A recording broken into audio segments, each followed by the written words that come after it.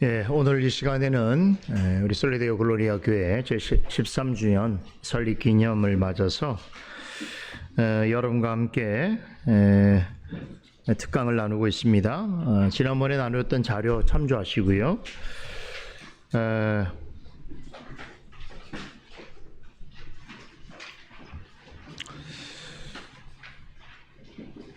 자, 우리가 제목 한번 읽어볼까요? 우리가 지금 나누고 있는 전체 주제의 제목이 뭔가 한번 읽어보도록 하겠습니다. 삼위일체적 교회와 영광스러운 직분. 삼위일체적 교회와 영광스러운 직분. 지난 시간에 이 주제의 이제 전반부가 되는 삼위일체적 교회에 대해서 살펴보았는데, 여러분, 세상에서 가장 아름답고 가장 멋진 건물이 어떤 걸까요? 여러분 머릿속에 있겠죠. 기억 속에 있죠. 뭐 가본 분도 있겠고 또 어떤 이미지를 가지고 계신 분도 있을 터인데 세상에는 그런 건축물이 많이 있습니다. 그런데 우리가 건축물을 보게 될 때에 그 건축물을 통해서 감탄하는 것은 건축자의 생각이겠죠. 그래서 오늘날에도 이제 탁월한 건축자를 찾고 그들이 많은 부와 명예를 얻는 것은 그만큼 사람들에게 아름다운 건축물을 제공했을 때에 누리게 되는 어떤 좋은 것들이 많기 때문이겠죠. 그런데 세상에서 지어지는 어떤 건물들, 모든 건물들은 다 사람에 의해서 만들어진 것이죠. 우리가 지금 창세기 28장을 통해서 사닥다리 환상에 대한 이야기를 나눴는데 세상에 존재하는 모든 사다리, 계단은 다 사람이 만든 것이고 사람이 위로 오르기 위해서 만든 도구지 않습니까? 그런데 창세기 28장에 야곱이 꿈에서 본 사닥다리는 유일하게 하늘에서 내려온 것이 그런 사람이 만든 것이 아니라 하나님이 만드신 것이죠. 그래서 존재하는 모든 세상의 건축물들은 사람에 의해서 만들어진 것이나 우리가 사닥다리, 하늘에서 내려온 사닥다리 하나님에 의해서 만들어서 제가 신적 건축물에 말씀드렸는데 신적 건축물이라고 말할 수 있는 가장 대표적인 게 뭐냐면 바로 교회입니다. 교회는 삼위일체 하나님에 의해서 만들어졌기 때문에 사실은 교회는 삼위 하나님의 신적 건축물이라고 말할 수 있는 것이죠. 그러니까 세상의 모든 건축물은 사람의 아이디어가 들어간 것이지만 교회는 사람의 아이디어가 아니라 하나님의 아이디어가 반영되었다. 이렇게 볼 수 있는 거예요. 그래서 우리가 지난 시간에 삼일체적 교회라고 말할 때에 우리 지난 시간에 결론 좀 볼까요? 제가 6가지 결론을 여기 제시하고 있는데 우리 한번 읽어볼까요? 1번 뭡니까? 교회는 삼위일체적 구조 속에서 이해해야 된다. 2번 교회는 성부께서 택하신 백성의 모임이다. 3번 교회는 성자 그리스도의 몸이다. 4번 교회는 성령 하나님의 전이다. 5번 교회는 성부 하나님, 성자 하나님, 성령 하나님이 항상 함께 역사하신다. 6번 삼위 하나님의 영광스러운 교회를 찬미하고 교회를 통하여 하나님께 찬송과 영광을 돌리자. 그렇죠. 참 이게 놀라운 거예요. 우리가 성경에서 말하고 있는 이 교회라고 하는 것은 실제로는 그 근원은 하나님으로부터 나온 것이다 라는 거죠. 오늘도 우리가 오전에는 시편 122편 말씀을 통해서 예루살렘이 성전에 관한 예표로서 그 시편 기자가 그 예루살렘을 방문하기 위해서 과거에 어떤 경험을 가지고 있었는가를 우리가 살펴봤고 그런 과정에서 그가 과거에 봤던 그 예루살렘 방문했을 때 봤던 예루살렘에 대한 감탄이 먼저 고백되었지 않습니까? 예루살렘은 그 성문조차 하나님이 사랑하신다. 그렇죠? 그리고 예루살렘은 막 조밀한 표현은 완벽한 조화와 균형과 미를 가지고 있는 곳 도시라는 거예요. 왜냐하면 예루살렘이 하나님의 아이디어에서 나온 곳이기 때문에 그렇죠.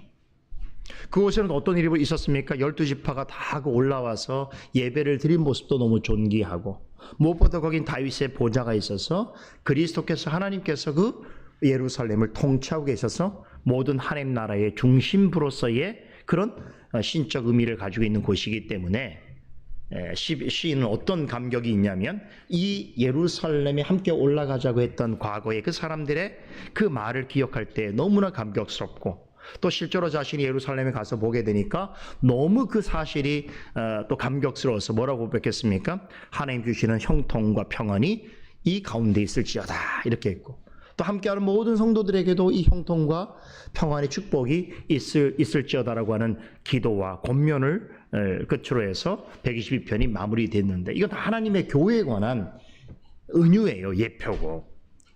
또 오늘 우리가 창세기 28장의 사닥다리 환상에 관한 마지막 말씀을 통해서 놀랍지 않습니까? 교회에 대한 본질을 이 속에서 우리가 캐치하게 되는데, 누군들 이 야곱이 가다가 브엘세바에서 하란으로 가던 그 길에 그가 몸조차 누이기 힘들었던 그 광야가 그게 교회인 줄 어떻게 알았겠어요?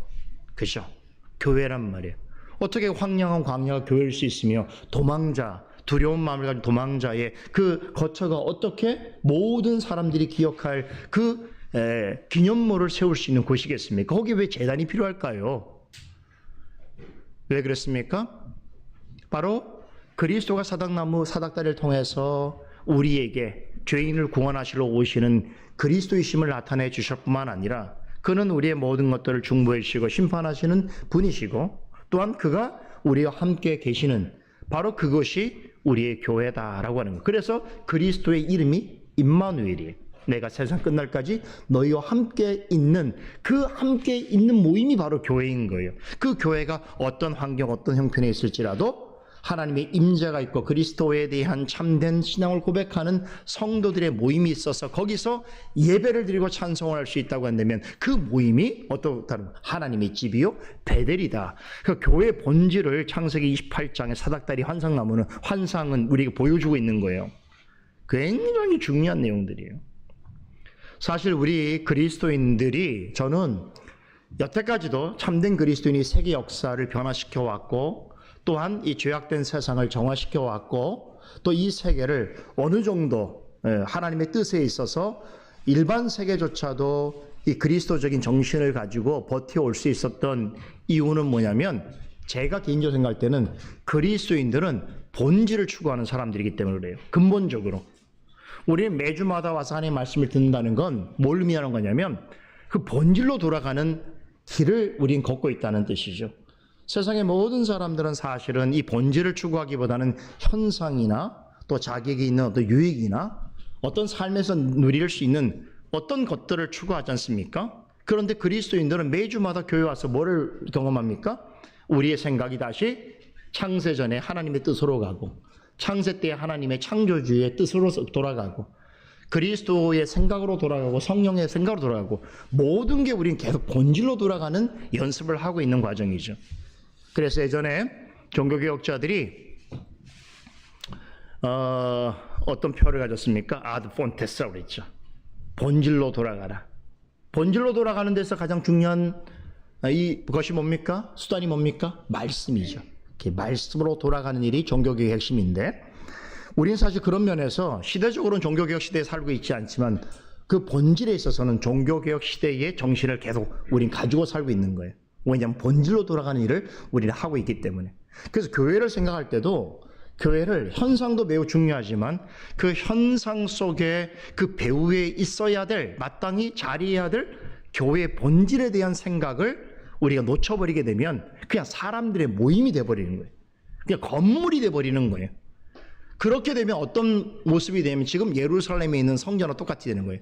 여러분, 지금 예루살렘이라는 곳에 그 성전 있지 않습니까? 그 성전이 여러분 몇 개의 종교가 그 지분을 가지고 있는지 아세요? 5개의 종교가 가지고 있어요.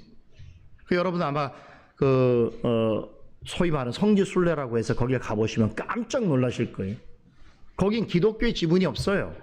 있긴 있지만 매우 작아요. 유대교, 이슬람교, 그 다음에 기독교, 동방정교회, 그 다음에 애굽 종교회. 그러니까 그래서 거기서 맨날 싸우잖아요. 예, 가장 세계에서 거룩한 곳이라고 하지만 5개의 종교가 매일같이 싸우는 거예요. 들어보니까 뭐 청소 하나 하려고 하더라도 그 지역이 구분이 돼서 그 청소 구역을 넘어오면 또 싸운대요, 서로. 그러니까 지금도 종교 분쟁의 씨앗이 되고 있는 것이 예루살렘이에요. 그런 것이 과연 그리스도가 임재했다고 볼 수 있겠습니까? 유물만 남아있는 거죠. 그곳에 가서 뭐 얘기를 들어보니까 거기 가면 그리스도께서 겟세마네 동산에서 기도하셨던 뭡니까? 바위도 있고 또 예수님의 무덤도 있다고 하더라고요. 거기 예루살렘 성전 안에. 그 유물이 우리에게 무슨 의미가 있겠어요? 그죠? 하나님의 임재가 없고 그 하나님의 임재 앞에서 거룩함을 갖는 성도들이 하나님을 향해서 기쁘고 감사하는 마음으로 드리는 예배가 없다고 한다면, 그렇죠? 그러니까 그런 면에서 우리는 항상 본질을 생각해야 됩니다. 그래서 우리가 교회를 생각할 때도 본질을 생각할 때에 먼저 생각해야 될 것은 교회가 어떻게 시작이 됐는가, 누구에게 시작됐는가, 바로 삼위일체 하나님이시죠. 자, 그런데 우리가 지난 시간에 이 본질에 관한 부분에 있어서 교회의 근원성에 대해 생각해 보았다면, 자, 오늘 두 번째 시간에는 그렇게 삼위 하나님의 아이디어가 반영되어 있는 이 교회가 실제로 우리의 삶 속에서 어떻게 세워지고 이루어가게 되어지는가, 이 부분에 대해서 이제 오늘 여러분과 좀 나눠보려고 합니다.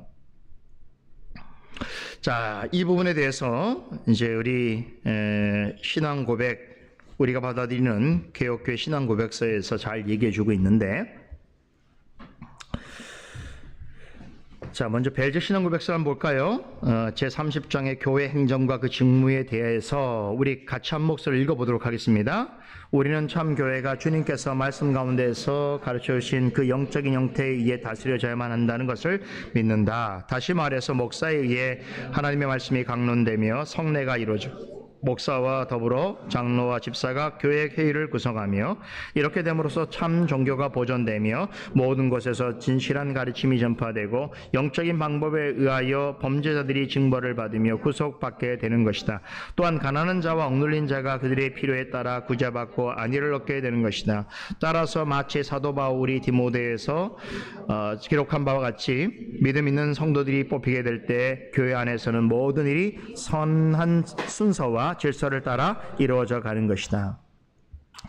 자, 이 교회는 본질적으로 삼위 하나님의 가르침과 정신 가운데 세워졌는데, 그런데 이 삼위 하나님께서 그럼 우리 역사 속에 있는 교회를 실제로는 어떠한 수단을 통해서 세우시고 이루어 가시냐고 했을 때에 우리의 신앙 고백은 전제로는 교회의 머리이신 그리스도께서, 왜 그리스도가 강조되냐면 교회의 왕이시여 머리로서 삼위 하나님으로부터, 아버지 하나님으로부터 그 권세를 위임받으셨기 때문에 그래요. 그래서 실제로 교회는 삼위 하나님께 나왔다고 우리가 고백하면서도 교회의 머리로서는 그리스도라고 말해도 전혀 충돌되거나 잘못된 것은 아닙니다. 그럼 그리스도께서 지금 교회를 다스린다고 할 때 이 교회를 나의 몸이라고 말씀하셨는데, 지금 우리의 그리스도의 몸인 이 교회가 이 땅에서 실제로 어떻게 세워지고 또 이루어가는지에 대해서 우리는 관심을 가져야 된단 말이에요. 거기에는 그리스도께서 영적인 방식을 통해서 어떤 수단으로서 교회를 다스려 간다는 것이에요. 이게 우리 개혁교회 고백이란 말이에요. 그 영적 통치라고 하는 것은 교회에서 이루어지는 모든 가르침은 실제로 본질적으로 신령한 것이기 때문에 그래요. 교회 밖에 있는 세속적인 어떤 생각이나 교훈으로 다스려지는 것이 아니라 하나의 거룩하신 하나님으로부터 나오는 신령한 것으로서 교회가 다스려져야 되는데, 그 수단이 뭐냐면 머리 대신 그리스도께서 직접 이렇게 이렇게 나타나셔서 우리 교회를 다스리는 방식이 아니라 몸으로서는 하늘에 계신 그리스도께서 그의 영이신 성령으로 말미암아 말씀이라는 수단을 통하여 교회를 이루어 가실 때에, 이제 우리 웨스트민스터 신앙고백서에 보면 성직이라고 말합니다. 이 성직이라고 하는 게 바로 직분을 말하는 거예요. 직분자를 통해서 이루어 가시는 거예요. 이 일을 이미 성령의 영감으로 기록된 신약 성경에는 다 언급되어 있죠. 그래서 우리가 그리스도의 복음을 통하여 교회가 세워질 때 항상 했던 일이 뭡니까? 이 직분자를 세우는 일을 가장 중요하게 여겼어요. 그죠? 초대교회에서는 그 직분자가 뭐 여러 형태의 직분자가 있었는데, 그런데 성경이 기록이 완성이 되고 그 이후에는 지금 우리 시대에는 여전히 세 가지 직분이 있다고 보는 거죠. 목사, 장로, 집사. 그죠? 교사는 또 신학교를 해서 가르치는 교수라고 볼 때도 목사라고 우리가 속할 수 있으니까 우리 교회 안에는 이렇게 목사, 장로, 집사가 있단 말이에요. 그럼 이 직분은 어떤 직분이냐면 그리스도께서 다시 오시는 그때까지 이 땅에 교회가 하나님의 뜻에 의하여서 세워지고 이루어갈 수 있도록 하시는 교회를 이루시는 방편인데 주님이 오시는 날까지 이 직분은 계속돼야 된다는 의미에서 뭐라고 그랬어요? 항존 직분이다 이렇게 말하는 거죠.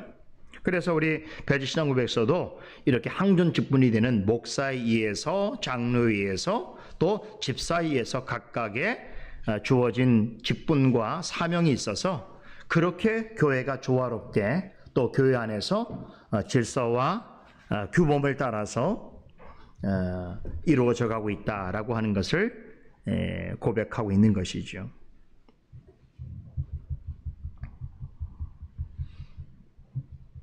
자, 그 중요한 사역을 이제 하이델베르크 요리문답에서는 이렇게 이야기합니다. 우리 문답해 보겠어요. 83문. 천국의 열쇠는 무엇입니까?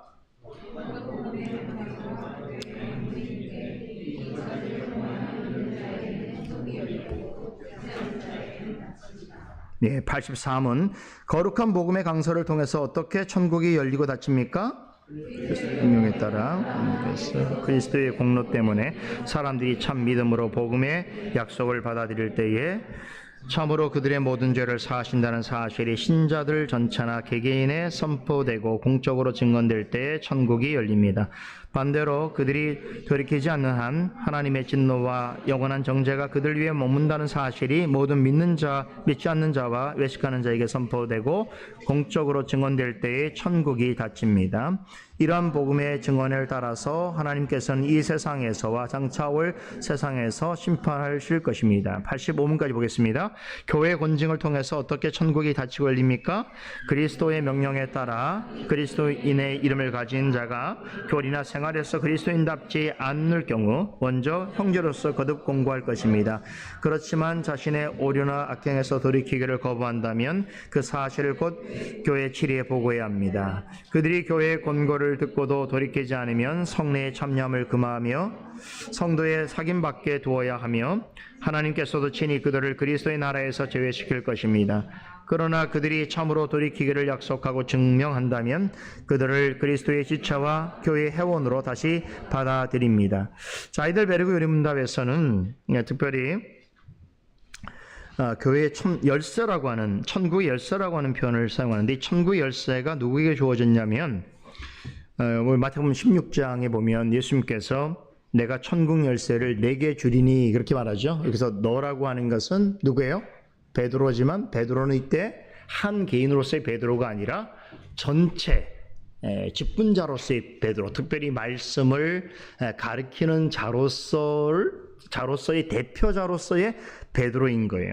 그런 베드로가 결국 이제 교회에서 말씀을 가리키는 직분을 가진 자라고 할 수 있겠고 그 말씀으로 다스리는 자의 대표일 수 있는데 그때에 하나님께서 이 천국의 열쇠를 그러니까 직분자에게 주셨다라는 말이 될 수 있는데 그때 예수님께서 뭐라고 말씀하냐면 내가 이 천국 열쇠를 줄 텐데 네가 땅에서 무엇인지 매면 하늘에서도 매일 것이고 땅에서도 무엇인지 풀면 하늘에서 풀리라고 말씀하셨단 말이에요. 그러니까 마치 쉽게 생각하면 직분자에게 천국을 여닫을 수 있는 열쇠를 주신 거나 마찬가지예요.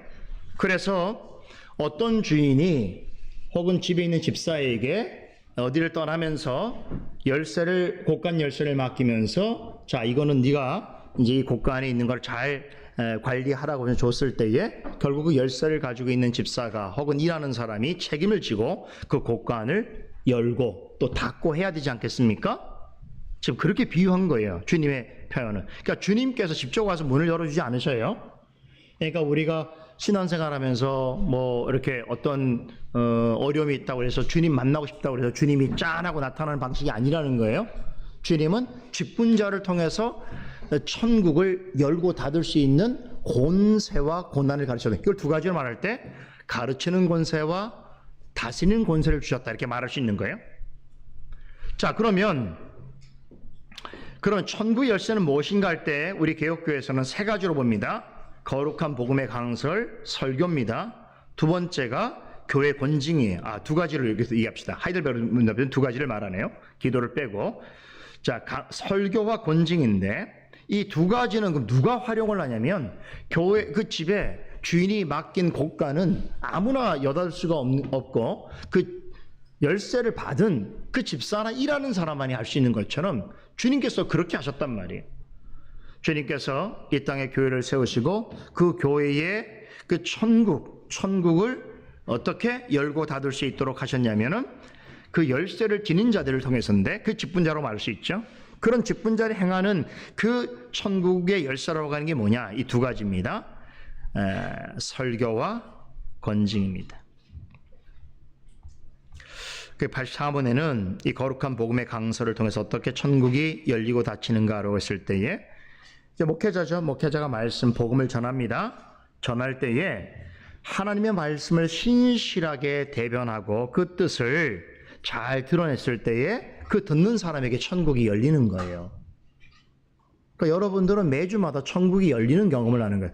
오늘 우리가 놀라운 사실 배웠잖아요. 창세기 28장에서 하나님이 임재하여 계시는 그곳을 야곱이 뭐라고 얘기했죠? 여기는 하나님의 집이요 하늘의 문이라고 그랬잖아요. 오늘 이 표현하고 연결되잖아요. 마치 이게 강단에서 하나님의 뜻한 바 바른 말씀이 선포되어지면 여러분이 있는 이곳이 여러분에게 있어서는 사도 야곱이 이 광야에서 봤던 이 그리스도 사닥다리, 하늘과 땅을 잇는 사닥다리가 내 곁에 있는 것과 같은 영적인 경험을 하는 것이고, 나아가서 뭐예요? 하늘의 문이 열리는 그런 축복을 경험하는 것이란 말이죠. 그 가장 좋은 수단이 뭐냐면 바로 말씀이에요. 그래서 교회는 이 바른 말씀을 전하는 것이 교회에 있어서는 숙명이고 교회의 존재 이유입니다. 그런 면에서 바른 말씀을 증거하는 자가 교회에 없다면 실제로는 교회가 없다고 봐야 하는 것이 개혁교회 정신이에요. 그래서 교회가 단지 사람의 모임으로서만 형성이 되는 것이 아니라 이 말씀이라고 하는 표지 위에 서야 되기 때문에 그 말씀의 표지는 말씀을 전하는 자가 있어야 되니까. 그래서 칼빈 시대에도 그 박해를 받는 시대 속에서 어떤 일을 먼저 했습니까? 네. 전도만 한 게 아니라 제네바 아카데미를 만들고 그래서 박해받는 그 프랑스 성도들에게 말씀을 가르칠 수 있는 목회자들을 양성해냈단 말이에요. 그죠? 굉장히 중요한 일이에요. 그러니까 만약에 바른 말씀이 선포되어지지 않는다고 한다면 사람의 모임으로서는 가능하지만 실제 참된 교회로 서기는 매우 어렵다는 것이. 또 어떤 사람에게는 그 말씀이 천국을 닫히게도 만드는 것이에요. 여러분들 그런 경험하셨을 거예요. 내가 몰랐던 일들 혹은 범했던 일들 중에 오늘 말씀을 듣고 그것이 잘못이었구나라는 것을 생각하게 되었을 때, 또 그럼에도 불구하고 잘못된 것을 고집하였을 때 내 마음이 어두워지고 하나님과 멀어지게 되어지는 것을 천국이 닫혔다고 말하는 것이죠. 우리는 그 경험을 말씀 앞에서 늘 하게 되는 것이죠. 또 한 가지 중요한 것이 뭐냐면 교회 권징입니다. 왜 교회 권징이 매우 중요합니까? 교회는 우리 디모데후서 3장 16절인가요? 하나님의 말씀의 그 기능을 뭐라고 말했죠? 성령 감된 말씀은 교훈과 책망과 바르게 함과 의로 교육하기에 유익하다고 그랬잖아요. 여기 가장 언급되는 게 뭡니까? 교훈과 책망이에요. 그러니까 말씀 앞에서 교훈을 느끼고 책망을 듣는 건 너무나 자연스러운 일이에요. 여러분들이 혹 강단에 선포지는 말씀을 통해서 여러분이 어떤 교훈을 받고 책망을 받는 것을 기분 나빠해서는 안 돼요. 그건 여러분들의 심령을 주님께서 말씀을 통하여 일구는 기경시키는 일이란 말이죠. 그런데 교회 권징이 되게 중요합니다. 왜 교회 권징이 중요합니까? 칼빈 목사님은 이 권징을 뭐라 표현하는지 아세요? 교회의 권징을 교회의 근육이란 말로 표현해요. 적절한 표현이라고 생각합니다. 여러분, 우리 몸이 이렇게 있는데 이 몸이 근육이 없으면 온전하게 힘있게 살아갈 수가 없는 거예요. 그죠? 또 이렇게 근육이 있어야 우리 전체적인 몸이 잘 건강이 유지되는 것처럼, 또 우리의 전체적인 바디가 잘 이렇게 구성이 되는 것처럼 우리는 교회가 건강하고 또 그 거룩하고 순전하게 세워져 가기 위해서는 교회 권징이 반드시 필요하다라고 하는 거죠.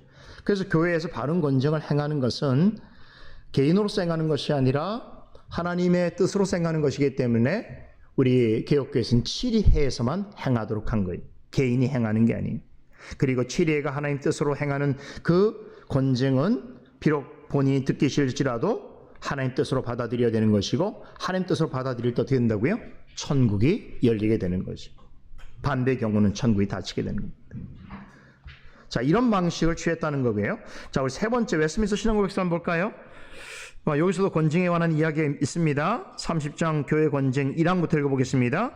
교회 왕이여 머리이신 주 예수께서는 세상의 위정자와는 구별된 교회 직원들의 손에 교회 정치를 제정해 주셨다. 2항, 이 직원들에게는 천국의 열쇠가 맡겨져 있다. 이 열쇠의 힘에 의하여 그들은 죄를 남겨두기도 하고 용서하기도 한다. 회개치 않는 자에게는 말씀과 권징을 사용하여 천국문을 닫기도 하고, 회개하는 죄인들에게는 복음을 전해주고 때에 따라 권징을 사면해 줌으로써 천국 문을 열어주는 권세를 가지고 있다. 그러니까 어떤 면에서 우리가 말씀 통해서 권징을 받기도 하는데, 그러니까 사실은 권징이 두 가지가 있겠죠. 교회 앞에 현저하게 드러난 권징이 있어요. 외적 권징, 그건 우리 모두가 다 알 수 있는 권징. 어떤 사람이 죄를 범했대, 그리고 그 권징은 교회에서 시행이 되었어, 그러면 다 아는 거죠.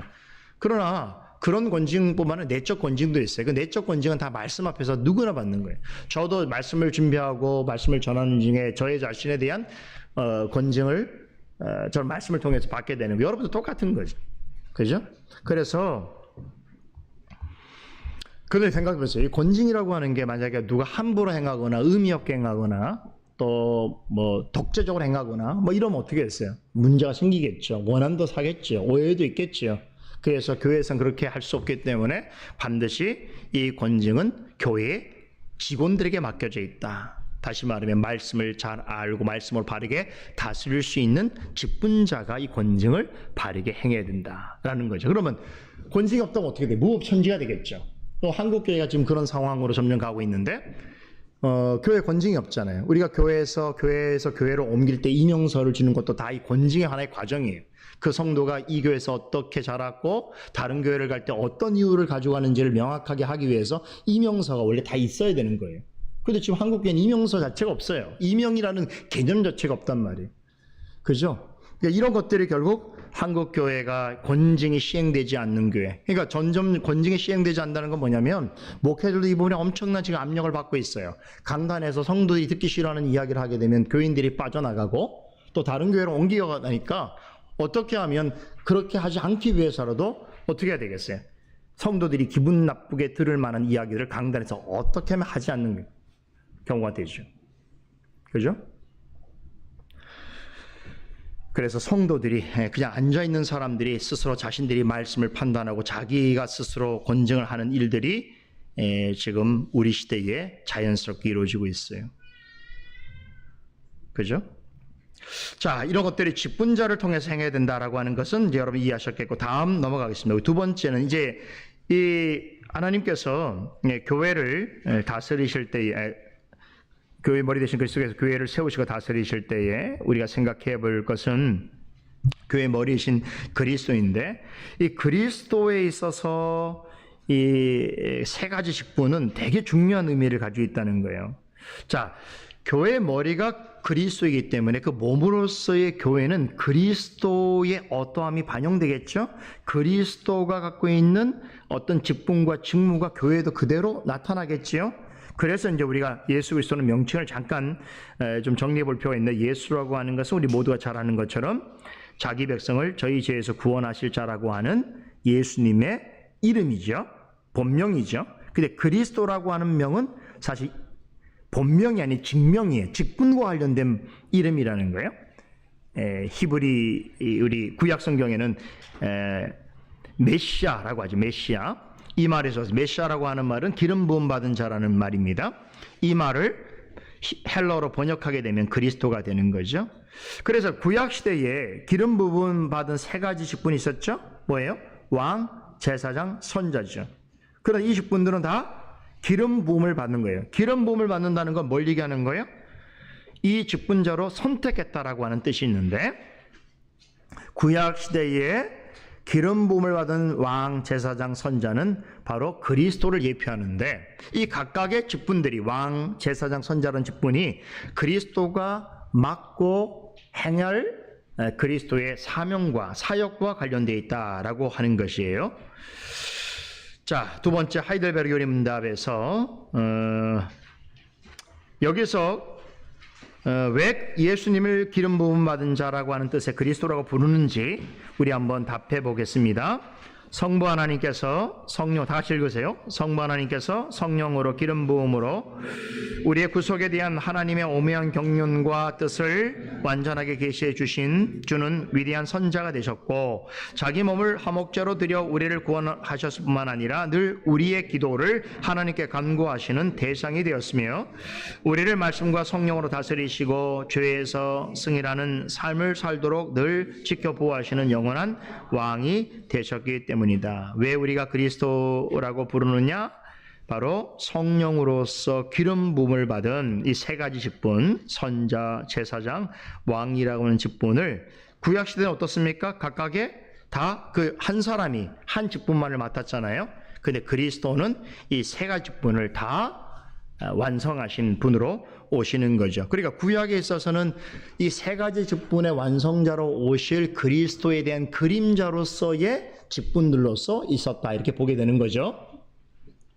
자, 그러면 이 그리스도의 기름 부음을 받은 이 세 가지 직분이 각각 무엇을 의미하는가를 좀 볼 필요가 있겠는데, 자, 웨스트민스터 소요리 문답 보겠습니다. 여기에 보면 23문에 그리스도께서 우리의 구속자로 무슨 직분을 행하셨습니까?로 했을 때에 선지자, 제사장, 왕이라고 하는 직분을 가셨다라고 하는 것이 언급됐죠. 자, 그러면 그리스도의 직분이 세 가지가 구체로 어떤 사역을 행하시는 것인가 한번 보겠습니다. 자, 선자직부터 보겠습니다. 23은 그리스도께서는 어떻게 선자의 직분을 행하십니까?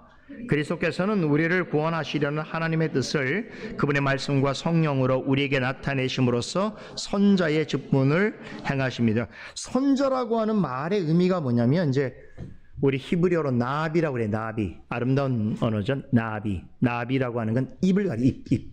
그러니까 선자는 하나님의 입이란 뜻이에요. 그러니까 하나님의 입이라고 하는 건 무슨 의미가 있는 거예요? 하나님의 말씀을 대언하는 자, 전하는 자, 가르치는 자, 이런 의미가 있겠죠. 교회로서는 어떤 직분과 관련되겠어요? 목사의 직분이겠죠. 하나님의 입이니까 말씀을 대언하고 가르치는 사역을 하니까. 그러니까 그리스도께서는 하나님의 입으로서의 완전하신 분이죠. 그러니까 그래서 그리스도의 말씀은 곧 하나님의 말씀이 되는 거예요. 자, 두 번째 제사장직 보겠습니다. 25문 그리스도께서는 어떻게 제사장의 직분을 행하십니까? 그리스도께서는 단번에 자신을 제물로 드려 하나님의 공의를 만족시키시고 우리를 하나님과 화목하게 하시며 또 우리를 위하여 항상 간구하심으로 제사장의 직분을 행하십니다. 자, 구약에 있어서의 제사장 직분이 세 가지가 명확하게 언급되어 있습니다. 먼저 제물을 드리는 일을 해요. 제물 대신 구약의 선자들, 제사장들 어떻게 했습니까? 자신이 아니라 다른 사람의 그 죄를 위해서 그 사람이 가져온 제물을 대신 드려주는 자였죠. 대신 드려주게 될 때에 하나님의 공의를 만족시키는 방식이 되었던 것이고, 그렇게 하나님이 받으셨을 때 그 사람의 죄가 사함받고 하나님과 원수했던 관계가 다시 회복되어지는, 화목해 되는 관계가 되는 것이고, 그리고 거기서 끝나는 것이 아니라 제사장들은 그의 영혼을 위해서 간구하는 자로 있었던 것이죠. 이 구약에서 가르쳐주고 있는 제사장의 직분의 완성자가 바로 예수님이시죠. 예수님께서는, 자, 구약의 제사장하고 다른 점은 뭘까요? 구약 제사장은 다른 사람의 죄를 위해서 대신 제사를 드려줘도 자기의 죄를 스스로 없다 할 수 없는 자죠. 그리고 매번 제사를 드려야 되죠. 그 제사는 한 번에 그치는 게 아니죠. 그런데 그리스도께서는 죄가 없으신 분이실 뿐만 아니라 그분의 제사는 단번으로 하나님의 모든 공의를 만족시키는 영원한 제사였다는 거잖아요. 그죠? 그래서 죄 있는 우리를 하나님께서는 하나님의 자녀로 삼으실 뿐만 아니라 하나님과 언제나 하나님의 자녀로서 하나님과 화목한 관계를 맺을 수 있도록 해주셨다는 거죠. 자, 세 번째 왕직입니다. 26문 그리스도께서는 어떻게 왕의 직분을 행하십니까? 그리스도께서는 우리로 하여금 자기에게 복종하게 하시고 우리를 다스리시고 보호하시며 자기와 우리 모든 원수를 제압하시고 승리하심으로써 왕의 직분을 행하십니다. 예, 구약 시대의 왕이 어떤 일을 했는지는 우리가 너무나 잘 알죠. 자기 백성을 복종케 하고, 그리고 그들을 다스리고 보호하고, 그리고 원수들을 제압하고 승리하게 하는 일이 과거의 왕에게 주어진 중요한 직무다라고 했을 때에 그리스도가 왜 만왕의 왕이라고 부르는지가 명확하게 우린 이해가 될 수 있는 것이죠. 자, 우리 개혁교회에서는 이 그리스도의 삼중직을 매우 강조합니다. 말씀드린 이 세 가지 선자, 제사장, 왕 직분이 교회 사역에 있어서 매우 중요한 의미를 가지고 있기 때문에 그래요. 아까 말씀드린 것처럼 선자의 직분은 말씀을 가리키는 사역과 관련된 것으로 보고, 제사장의 직분은 그리스도의 속죄 사역, 그리스도의 속죄 사역, 즉 하나님을 위해서 섬기는 사역으로 나타나고, 왕의 직분은 그리스도의 다스림, 통치의 사역으로 탁월하게 드러난다고 보는 것이죠. 그래서 우리 개혁교회에서는 전통적으로 이 그리스도의 삼중직을 모든 성도와 교회와 연결시켜서 이해하는 그런 전통을 가지고 있는데, 오늘 그 부분을 여러분 살펴보겠습니다. 먼저 개인적이고 사회적인 관점에서 적용을 해보자면, 우리 하이델베르그 요리문답 32문을 한번 문답해 보겠습니다. 그러면 당신은 왜 그리스도인이라고 불립니까? 그의 기름 부음에 동참하였기 때문입니다. 내가 기름 부음을 받음으로써 주의 이름을 시인하고 나의 몸을 산 제사로 드리며 선한 양식을 가지고 죄와 마귀에 대항하여 싸우며 장차 그리스도와 함께 영원히 만물을 다스리게 되는 것입니다.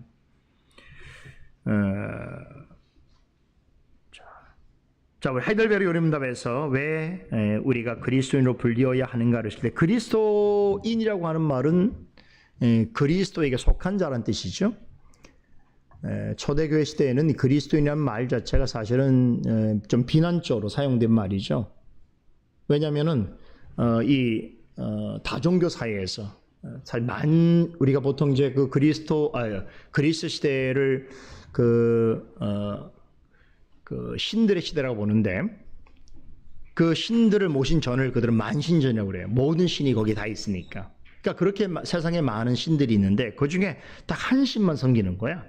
그리스도인들은 하나님만 섬기고 또 이 그리스도에게 속한 자로서 살아가기 때문에, 저들은 이렇게 세상에 많은 신들이 있는데 불구하고 어떻게 한 신만 독점하여 거기에만 어떻게 빠져 있는가라고 할 때에 비난적으로 하던 말이 바로 그리스도인이죠. 그런데 우리에겐 영광스러운 이름이 된 거죠. 여기서 그리스도인이라고 하는 이름이 가지고 있는 가장 중요한 의미는 뭐냐면 우리가 그리스도에게 속한 자다. 그러므로 그리스도의 지체가 되었다. 이런 일이죠. 오늘 창세기 말씀을 통해서도 확인했습니다만, 그리스도는 참된 성전이죠. 근데 그리스도를 참된 믿음으로 믿고 고백하는 그 사람도 성령이 거하시는 전이라고 말했단 말이죠. 그렇죠? 왜 그러냐면 우리가 그리스도 안에 속한 자이기 때문에 그렇다는 거예요. 그러므로 하나님이 거룩하시니 우리도 거룩한 삶을 마땅히 살아야 하는 것이죠. 왜냐하면 우리가 그리스도와 함께하는 성전, 성령 안에 있는 성전으로서의 우리가 있기 때문에. 자, 그런 의미에서 우리가 그리스도인이라고 불리는 것은 대단히 영광스러운 일이다 말할 수 있겠고, 또 그리스도께서 이루신 선지자, 제사장, 왕직을 우리도 받을 수 있는 것이죠. 예를 들면 우리가 개인적으로 혹은 사회 속에서 이제 내가 그리스도인으로서 그리스도의 삼중직을 나에게 반영한다 그러면 어떤 일이 있을 수 있을까요? 선자로서는 내가 듣고 깨달은 말씀을 누군가에게 전할 때, 그 선자로서 사명을 감당하는 거예요. 오늘 주일 말씀을 내가 잘 깨닫고 이 말씀을 이제 가정에 가서 혹은 내가 만난 어떤 사람들에게 잘 전파하면 그게 선자적 사역을 감당하는 것이겠죠. 또 제상 사역이라는 게 뭐겠습니까? 세상과 구별되려고 애를 쓰고 또 늘 자신을 산제물로 주님께 드리려고 하는 애씀을 가지고 있을 때에 자신은 삶 속에서, 사회 속에서 재상직을 감당해 가는 것이겠죠. 또 왕은 뭐겠습니까? 왕은 다스림이듯이 하나님의 말씀을 가지고 나의 주변에, 나의 개인적인 삶뿐만 아니라 나의 주변의 어떤 일에 있어서 내가 책임지고 또 내가 다스리고 섬길 수 있다고 한다면 그것은 왕의 사명을 감당하는 것이라고 볼 수 있겠습니다. 자, 두 번째는 이제 가정에서 이 세 가지 직분을 한번 적용을 해보자는 거예요. 특별히 믿음의 부모들에게는 부모들은 좀 더 주의 있게 살펴봐야 될 필요가 있겠는데요. 자, 먼저 선자로서의 역할이 있다면 어떤 것이 있겠는가? 제가 한 세 가지 정도로 여러분 소개를 해드립니다. 우리가 가정 안에서 부모로서의 선자적 사역이라고 할 때에 어떤 일을 하는 것이 선자로서의 사역이겠는가? 먼저는 주의 교훈과 훈계로 양육하는 일이다. 에베소 6장 4절 있습니다. 아비들아 너희 자녀를 노엽게 하지 말고 오직 주의 교양과 훈계로 양육하라. 그러니까 우리 믿음의 부모는 가정 안에서 선자의 역할을 해야 된다는 거예요. 교회에서는 또 직분자가 해야 되지만 가정에서는 이 직분이 부모에게 주어졌다는 거예요. 오늘 에베소 6장 4절이 말씀하고 있잖아요. 그래서 자녀들에게 끊임없이 주의 말씀을 전하고 또 바른 훈계로 그들을 양육하는 그 책임, 그게 선자의 책임이죠. 두 번째는 성경과 교리를 교육하는 건데요. 신명기 6장 7절 읽습니다. 내 자녀에게 부지런히 가르치며 집에 앉았을 때든지 길에 행할 때든지 누웠을 때든지 일어날 때든지 이 말씀을 강론할 것이며. 누구에게요? 자녀들에게.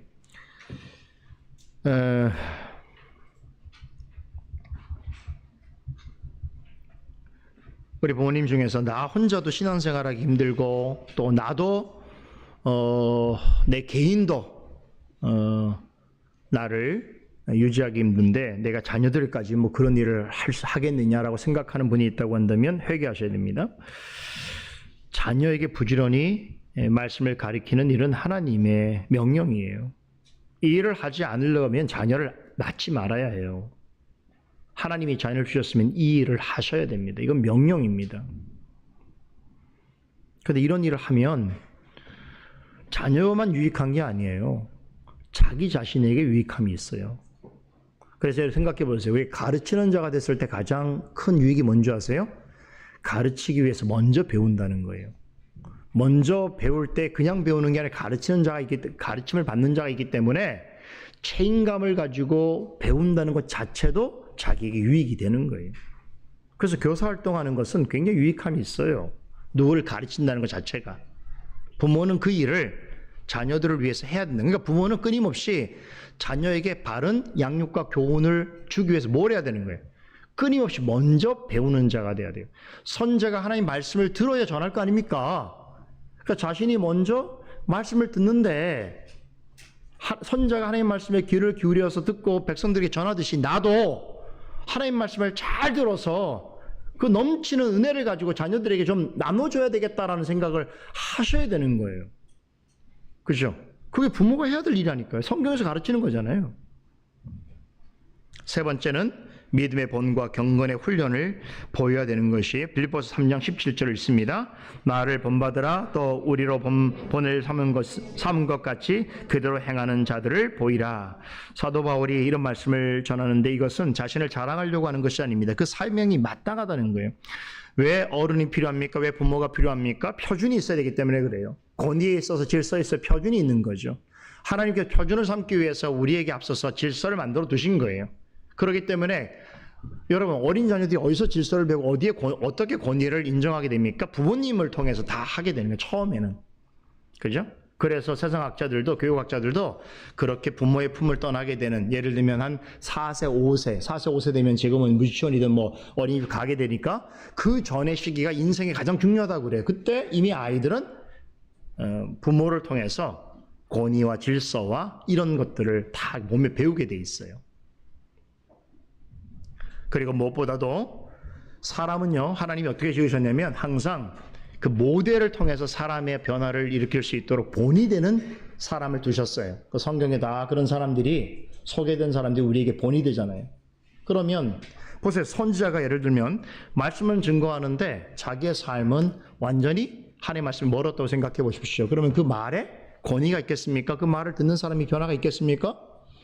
예? 부모가 가정에 가서 뭐 교회 맨날 나쁜 얘기나 하고 성도들 뭐 뒤에 뭐 안 좋은 얘기나 하고 맨날 목사님 뭐 이렇게 하고 우리 교회는 그런 사람이 없으니까 제가 하는 말이에요. 그러면 그런 것을 듣는 자녀들이 어떻게 되겠어요? 다 부정적인 마음을 갖겠죠. 교회를 떠날 생각을 하겠죠. 선지자가 그러면 안 되잖아요.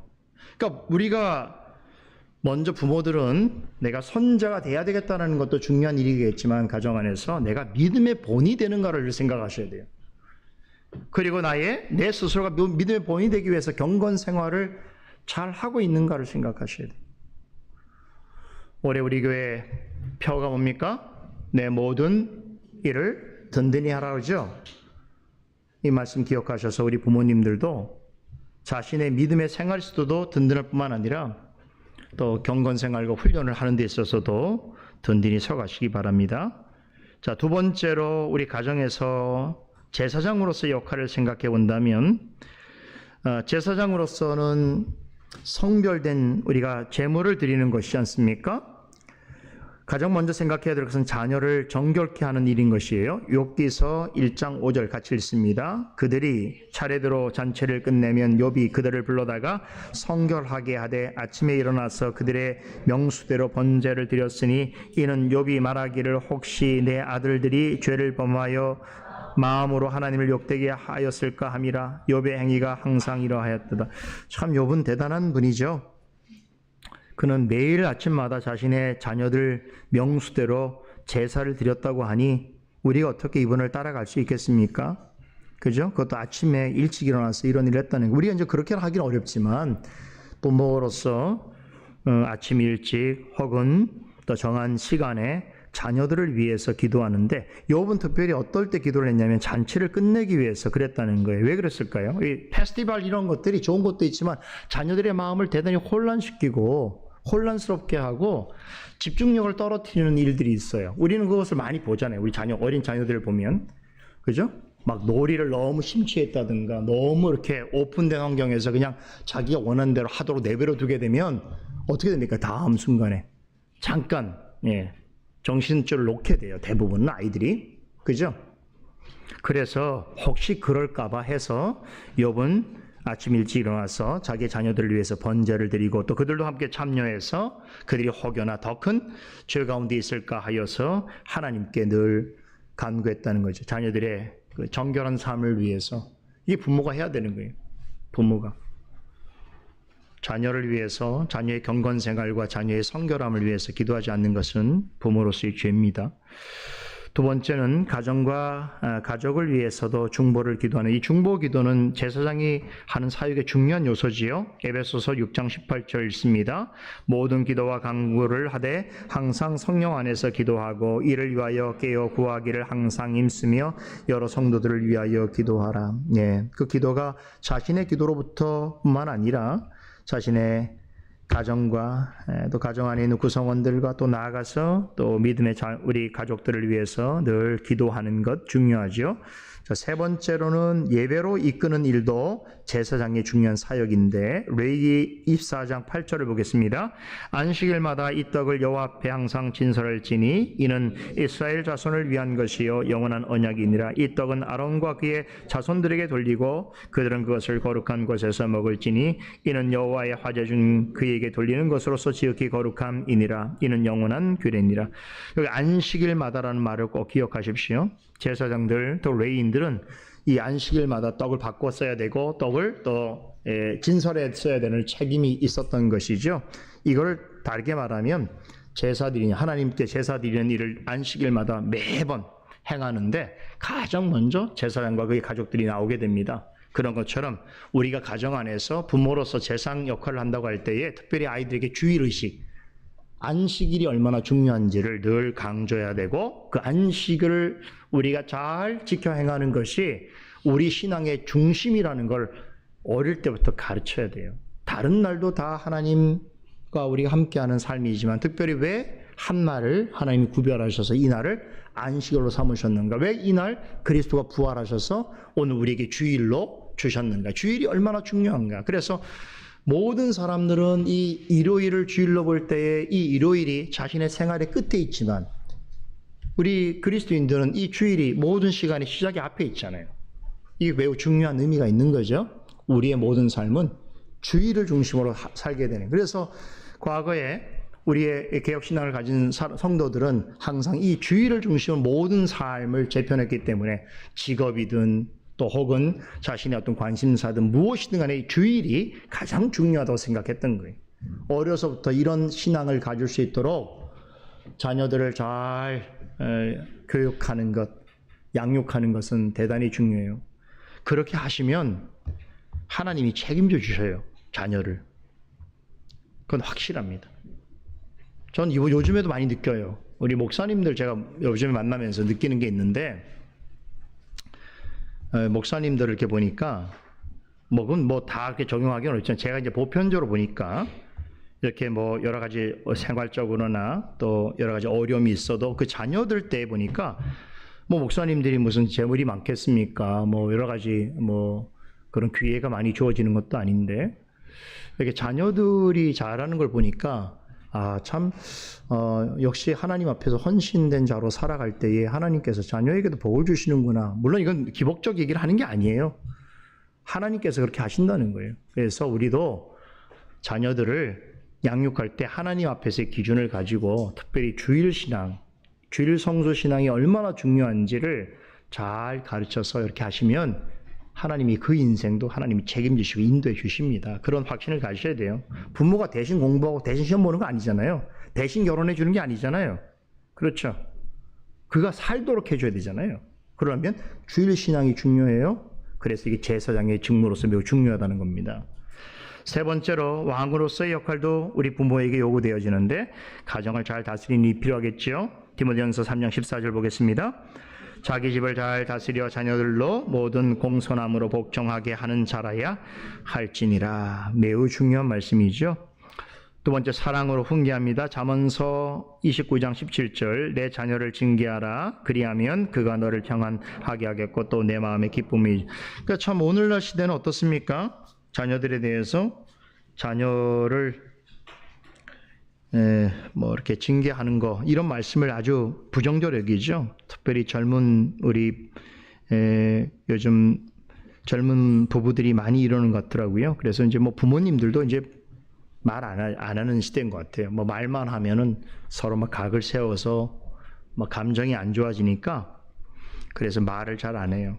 그러니까 어른의 역할이 점점 없어지게 되고 뭐 누구 하나 누구에게 이렇게 뭐라고 잘못을 지적하는 것 자체가 이제는 뭐 꼰대다 뭐다 뭐 간섭한다 이래갖고 다들 싫어하는 시대가 돼서 그렇습니다. 그러나 성경은 뭐라고 그래요? 그렇게 하면 안 된다고 그러잖아요. 어른은 어른 역할을 해야 돼. 부모는 부모 역할을 해야 되잖아요. 그래서 자녀가 항상 다 잘하는 건 아니기 때문에 지혜롭게 잘 훈계하고 또 그들의 앞날을 위해서 바른 그런 지침을 주고 하는 일을 끊임없이 우리는 행하는데 그러나 그것을 사랑으로 행해야 된다.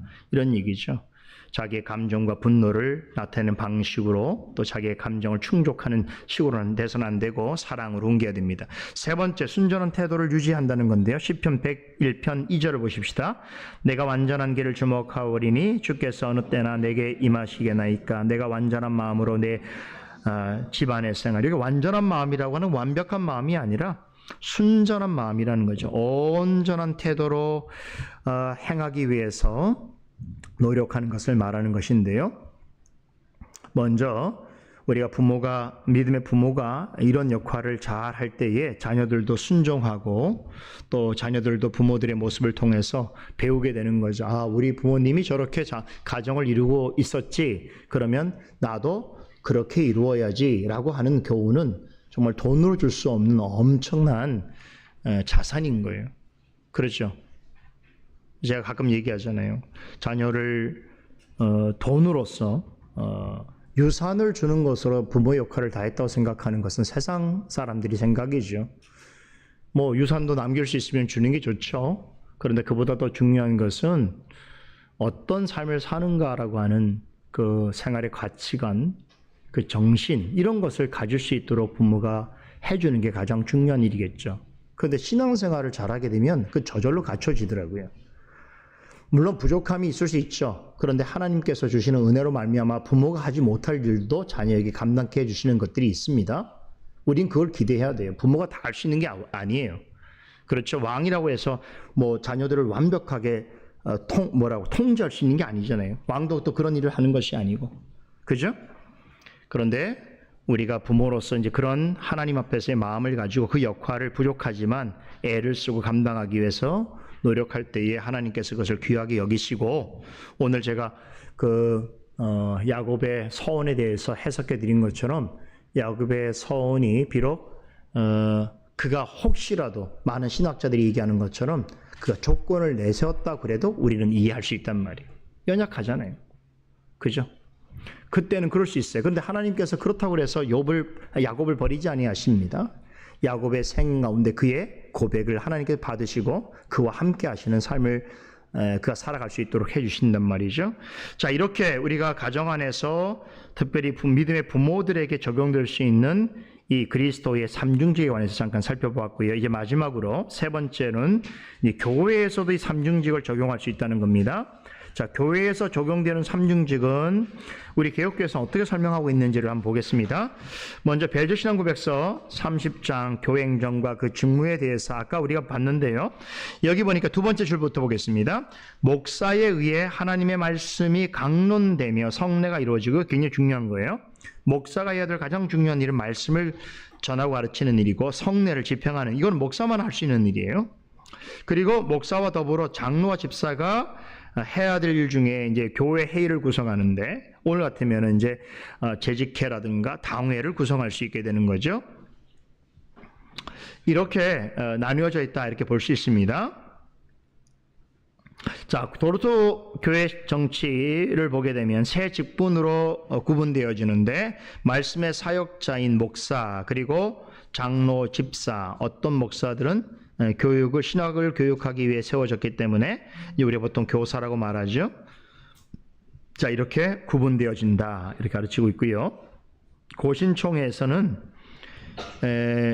여기 명확하게 얘기하고 있습니다. 우리 그 세 번째 고신총회 헌법 해설 내용을 같이 한번 읽어볼까요? 교회에서의 삼중직. 자, 읽습니다. 아브라함 카이퍼는 그리스도의 삼중직분, 즉 그리스도가 선자요 왕이요 재상이신 것에서 세 직분의 기능을 제시하였다. 즉 그리스도 선지자직에서 목사의 기능을, 왕직에서는 장로의 기능을, 대제사장직에서는 집사의 기능을 도출하였다. 그러나 이러한 체계와는 직분의 고유한 특성을 이해하는 데 방해가 될 수 있다. 오히려 그리스도의 삼중직은 모든 신자의 삼중직과 깊은 관련을 가지고 있다. 왜냐하면 성령의 기름 부음과 모든 신자에게 거하기 때문이다. 이로써 모든 신자들은 교회에서 은사를 따라 봉사할 수 있다. 물론 아브라함 카이퍼가 잘 지적한 부분이 있다고 생각이 들어요.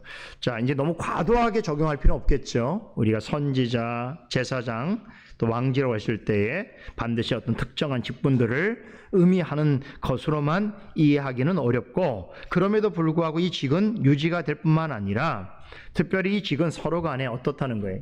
어떤 연합과 또 서로를 존중하고 함께 세우는 그런 부분과 관련되어 있다고 볼 수 있는 것이고, 또 무엇보다도 이 직분들은 은사를 따라서 봉사할 수 있다는 것이 매우 중요한 사실이 되겠죠. 자, 이렇게 우리 개혁교회에서는 이 세 직분에 관하여서 이제 이해를 가지고 이제 교회 직분도 그렇게 이해합니다. 그리스도의 삼중직으로 도출된 그 내용들이 있다는 걸 분명히 생각하여서 교회 직분도 이렇게 그리스도의 직분이 세 가지로 구분된 것처럼 교회 직분도 구분되어지고 그 기능과 직무에 있어서도 우리가 구분된 내용을 이해할 필요가 있습니다. 그러나 이렇게 구분된 것은 사역에 있어서의 특성을 나타내는 것이지 그것이 독립적이거나 아니면 다른 직분과 차별성만 강조하는 방향으로 가서는 안 되겠죠. 이 모든 직분들은 성도를 온전히 세우고 또 그리스도의 몸된 교회를 바르게 세워가는 데 있어서 행해야 되겠죠. 그래서 마지막 내용, 새 직무가 함께하는 직분이라고 하는 이 내용을 읽고 마치도록 하겠습니다. 자, 이 내용은 제가 한번 읽어보겠습니다. 하지만 목사, 장로, 집사 모두 선지자, 제사장, 왕의 모습을 드러내야 되겠죠. 그러니까 목사는 개인적으로 교회에서는 선자직의 역할이 매우 중요하다고 생각하지만 가정에 가면 또 목사도 개인으로서는 또 아버지가 되고 남편이 되니까 또 가정에서는 또 선자, 제사장, 왕의 사역을 감당해야 되겠죠. 장로, 집사도 마찬가지란 말이에요. 그러니까 이것이 어떤 직무에 있어서는 그 일이 역할이 강조되어지지만 또 우리가 다른 자리에 가게 되면 또 다른 사역과 공존하는 방식으로서 그리스도의 삼중직이 나타나야 된다 이렇게 볼 수 있다는 거예요. 계속 읽습니다. 목사의 설교에는 순수한 그리스도의 복음으로 이 시대를 통찰하고 복음을 시대와 접목하는 선자적 요소가 있어야 한다는 거죠. 동의하십니까? 굉장히 중요한 일이에요.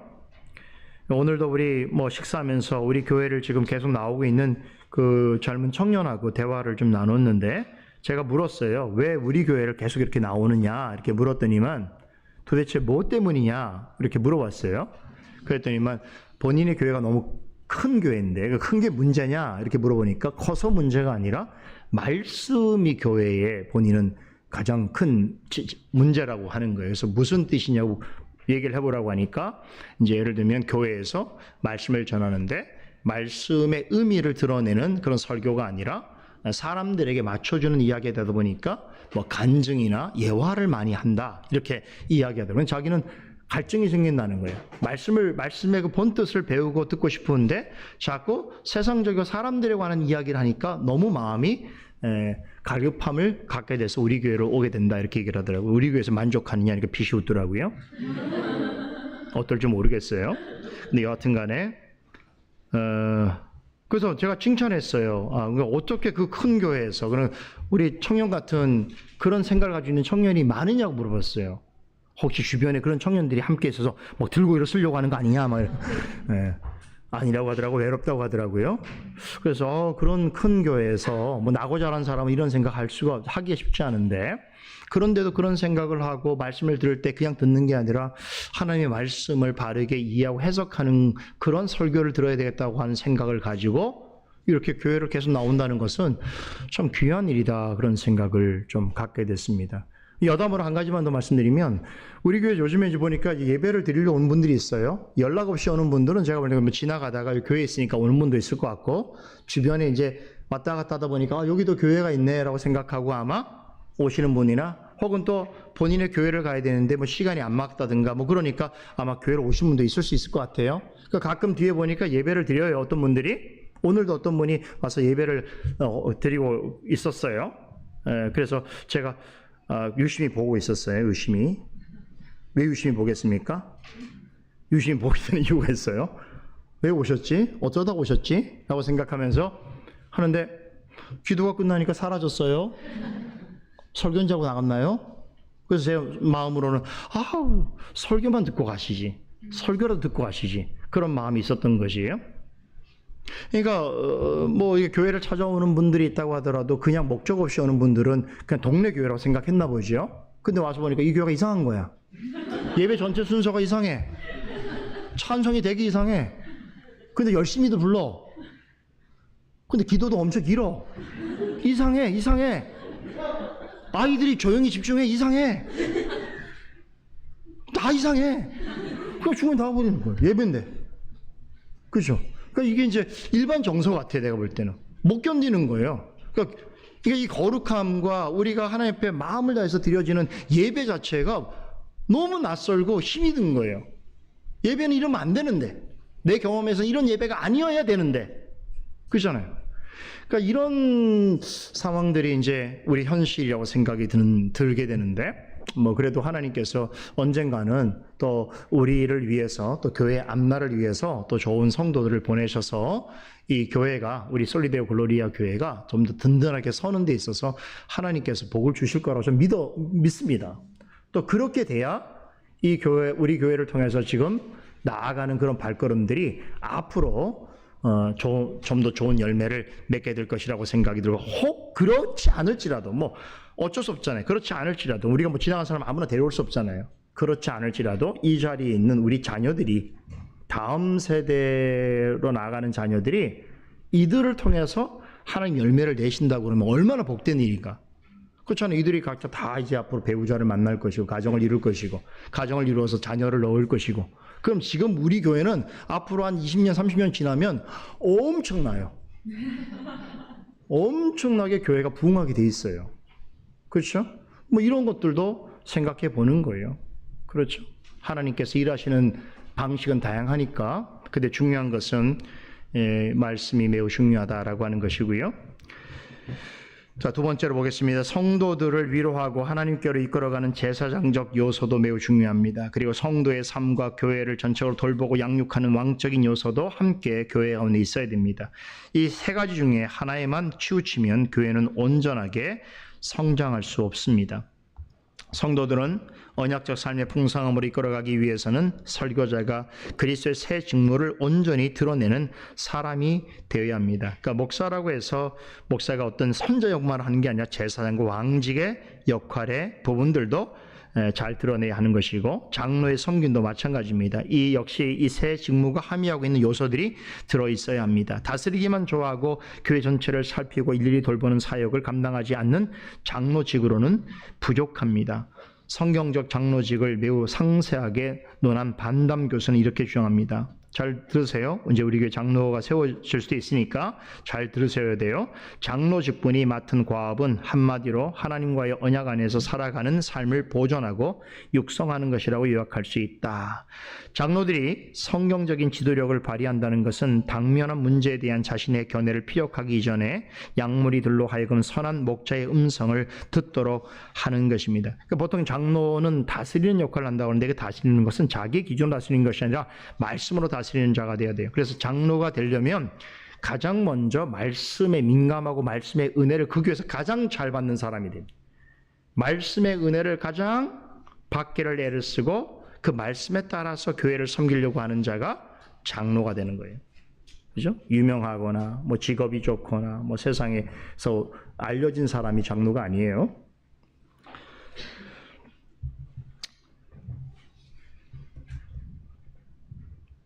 그럴 때 뭐라고 합니까? 좀 더 보겠습니다. 이런 일이 없이 다만 교회 재정이나 행정적 일에만 매달리거나 다만 섬김을 받으려고 한다면 장로직을 제대로 수행하는 것이 아닙니다. 집사직에도 역시 새 직무의 요소가 골고루 나타나야 합니다. 또 우리도 집사를 또 선출해야 되니까 잘 들으셔야 돼요. 그러하기 위해서는 항상 말씀과 기도에 힘써야 할 것입니다. 한국교회에서 집사직은 하나의 명목으로 그치는 경우가 많습니다. 하지만 제사장적 직무를 잘 감당하는 집사는 언제나 깨어 기도할 것입니다. 그 제사장 직무라고 하면 뭘까요? 하나님과의 화목을 이룰 수 있도록 매우 노력해야 되겠죠. 집사로서 전체 교회가 성도들이 화목하고 화평할 수 있도록. 그래서 성도들이 집사로서는 혹시 신앙생활 하는데 어떤 제약적 요소가 그들에게 어떤 것이 있는가, 예를 들면 경제적 형편이 어려운가, 또 여러 가지 다양한 문제들 속에서 그가 신앙생활을 하는데 어려움이 무엇인가를 돌아보고 살피는 일도 집사들이 또 해야 되는 일이에요. 자, 그리고 제사장적 직무를 잘 감당하는 집사는 언제나 자신이 깨어 기도해야 합니다. 선자적인 직분을 감당하기 위해서는 먼저 복음을 열심히 배우고 또 잘 가르치는 그런 일도 있어야 되겠죠. 또 왕적 직분을 충실히 감당하는 이들은 말씀으로 또 각 기관을 돌보고 섬기는 것이죠. 세상의 왕은 다심을 받는 사람이지만 교회에서의 왕적 직무는 우리 예수님을 통해서 볼 수 있지만, 예수님께서도 섬김을 받으려고 한 것이 섬기러 오셨다고 하는 것처럼 우리의 모든 일도 섬기는 것으로 나타나야 하는 것이죠. 그럴 때야 비로소 구제와 봉사의 직분이라고 할 수 있는 집사직이 온전하게 드러날 수 있다는 것입니다. 이렇게 해서 오늘 이 시간에는 우리가 삼일체적 교회의 본질 속에서 그 교회가 세상 가운데서 드러나게 될 때에 그 그리스도로부터 오게 되는 세 가지 직분과 관련된 그 직무와 역할이 얼마나 중요한 것이고 그것이 또 얼마나 영광스러운 것인가라고 하는 것을 살펴보았는데, 이제 우리 교회는 머지않아 이 직분자를 선출하는 시기가 이제 도래하게 됩니다. 직분은 매우 영광스러운 일입니다. 직분은 하나님께서 우리에게 주시는 세상에서 살아가는 동안 가장 영광스러운 일 중에 하나가 바로 이 직분을 받는 것입니다. 여러분들이 그런 마음에서 잘 준비하시고 또 우리가 함께 기도하면서 우리 교회에 좋은 그런 직분자가 세워질 수 있도록 모두 관심을 가지고 애를 쓰고 기도해야 할 것입니다. 우리 같이 오늘은 나눈 이 말씀을 가지고 함께 기도하도록 하겠습니다. 우리 교회가 이제 올해에 이 직분자를 선출하고 또 임직을 하게 되어지는 그 과정이 우리 교회 전체 올 한 해의 가장 중요한 중심사가 되어질 텐데, 우리 교회에 좋은 직분자가 세워질 수 있도록 하나님의 은혜와 역사가 교회 가운데 충만하게 드러날 수 있도록 우리가 함께 기도하도록 하십시다. 또 무엇보다도 그 대상이 되어지는 우리 남성도분들은 이런 시기에 조금 더 각별한 생각과 또 태도를 가지고 하나님께서 또 이루시는 일들에 대해서